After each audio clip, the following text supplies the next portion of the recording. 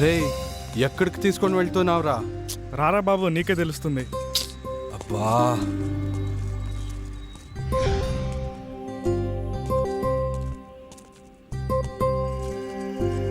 ఈ ఇల్లు చూడు, ఇల్లు చాలా బాగుంది కదక్క.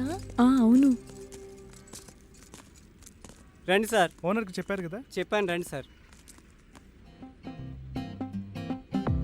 ఏంట్రా ఇంత అందంగా ఉంది ఈ ఇల్లు? ఈ ఇంటోళ్ళలో బాగా సౌండ్ పార్టీ అనుకుంటా కదా? అవునరా, ఎన్ఆర్ఐ ఇది. ఓనర్స్ అమెరికాలో ఉంటారు. ఉదయం ఎక్కడికి వెళ్ళావని అడిగావు కదరా, రూమ్ కోసమే. తిరిగి తిరిగి ఈ ఇల్లు దొరికింది. ఖాళీగా ఉందని ఓనర్స్తో మాట్లాడి మనకి ఇప్పించాడు ఈ వాచ్మెన్. సార్ వాళ్ళ కింద ఉంటారు సార్, వాళ్ళ మీద మీరు ఉండండి సార్. మీరు కింద ఉండండి సార్, మీ మీద వాళ్ళు ఉంటారు సార్. ఏం మాట్లాడుతుండ్రా? సార్ కింద మీద ఎక్కడున్నా పర్లేదు సార్. ఎక్కడుండాలో మాకు తెలుసు, నువ్వు ఇక్కడే ఉండు. పద.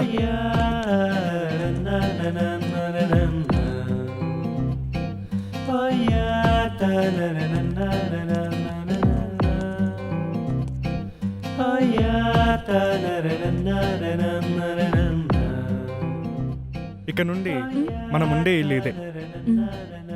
సరే మీరు రెడీ అవ్వండి, మేము టిఫిన్ తీసుకొని వస్తాం.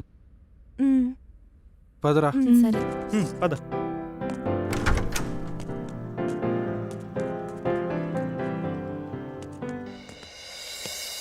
జాగ్రత్త. సరే సార్.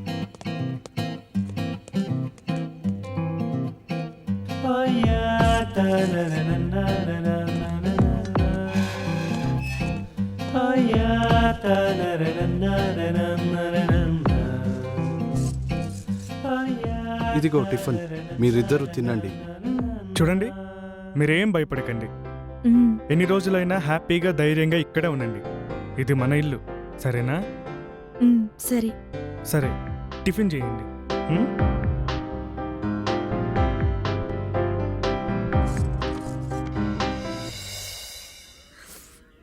రాముడు, నువ్వు కోడి తినకుండా వాళ్ళ మీద మనేది పెట్టుకుంటాయి అట్రా. ఎట్లా తినమంటావే? వాళ్ళే గుర్తుకొస్తున్నారు. ఎటు చూసినా వాళ్ళ నవ్వులు, వాళ్ళ అల్లరే వినిపిస్తుంది. ఎట్లా తినమంటావే?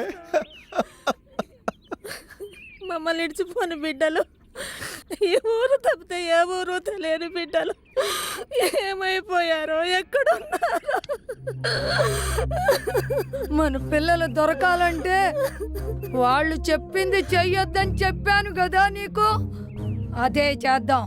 మన పిల్లల కంటే ఎక్కువేమీ కాదులే. ఇట్లా మీరు బాధపడుతుంటే అయ్యో నేను చూడలేకపోతున్నా. బాధపడితే కన్నీళ్లు వస్తాయి గాని మన కూతుళ్ళు రారుగా. నేను చెప్పింది చెయ్యండి. వాళ్ళు మీకు కూతుళ్ళైతే నాకు మనవరాళ్ళు. ఈ చేతులతో పెంచిన దాన్ని నాకెంత బాధ ఉండాలి. వాడు చెప్పినట్టే చేద్దాం. కొన్ని మేకల్ని, కొన్ని గొర్రెల్ని పట్టుకెళ్దాం. ఒరేయ్ రాముడు, ఇప్పుడైనా ఎంగిలి పడరా.